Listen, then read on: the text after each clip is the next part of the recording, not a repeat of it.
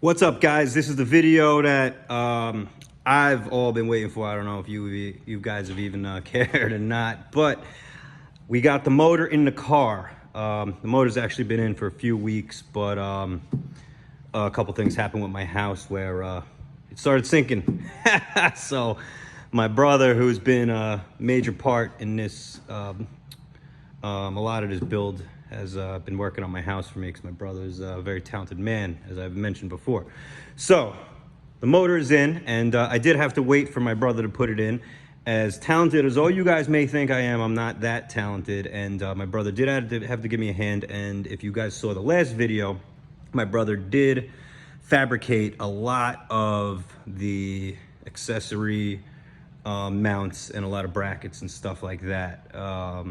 And he did a lot of maths and thinking and shit just to make this work right. Because as you can see, this motor is jammed in these cars. You know, as you can see right through the front, these accessories barely fit through this access panel here. They're basically, your elbow is resting on them when you're driving. So we did have to take the AC unit out just for some finagling, and that custom mount for the coil that was up here, we had to take that off, but that goes back on.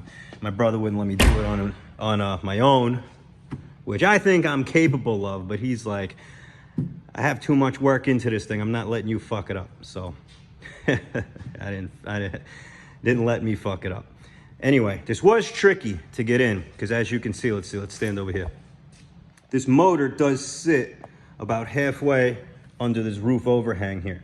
So the lift, the hoist, you can't just drop it in like a traditional car. So we did have a little bit of trouble with the hoist maxing out and hitting here on the back.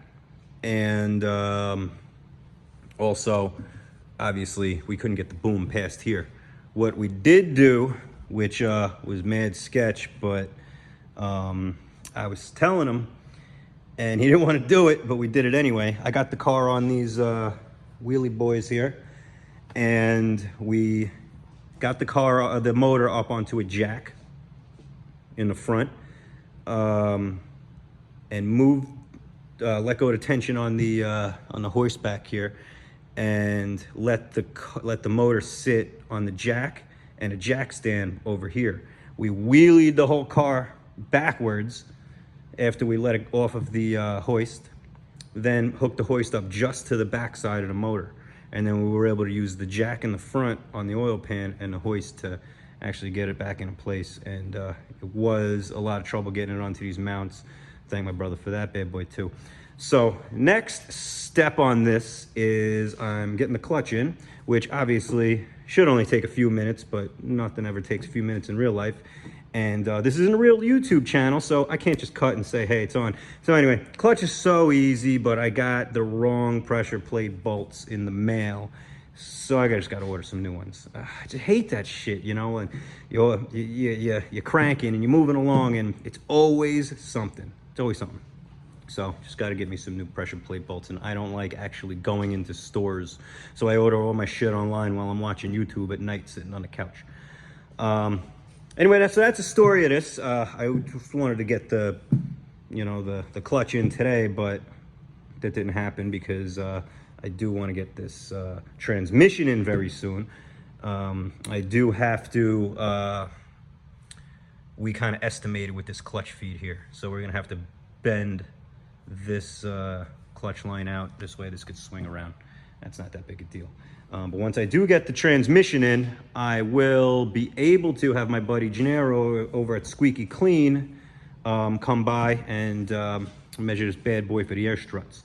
I do have my air ride management system coming, doing Airlift 3P. I got that from my buddy Brendan Schultz.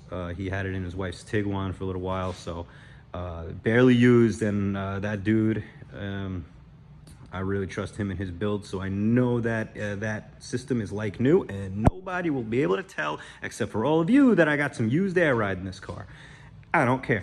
Anyway, so that's the update with this bad bitch, and you know, she's sitting like a monster truck, which I hate, but I would like to see some going a little up and down on this bad boy.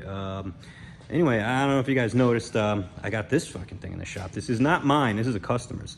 It's almost done. But this was really cool dude. He came in and he's built this. He had this wide body done in this car, and he wants to do it like that. Man, I'm not. You know, as much as I do love JDM, I'm not familiar with a lot of their racing leagues and shit, but he's trying to copy the Denso sponsored Supra. Thing's right-hand drive. It's got all the bells and whistles, man, but, you know, what can I say? This thing's fucking wild. You turn it on, it makes all the little Japanese sounds, like, I don't speak Japanese, but if you ever driven a car in Japan, it's pretty fucking wild. That's it. Camaro over there, had my buddy Joe come down and help me out because it was a misfire, and I really don't got the time, but I do want it running. He's saying he thinks he got it right, so I'm gonna have somebody come down here and try to tune this thing so I could at least drive it. I'm probably not gonna drive it all that much, maybe to Radwood, probably just a couple local car shows, but that is about it.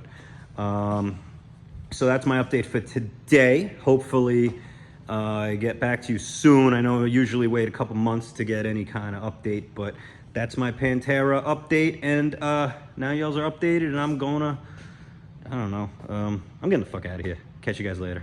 Peace.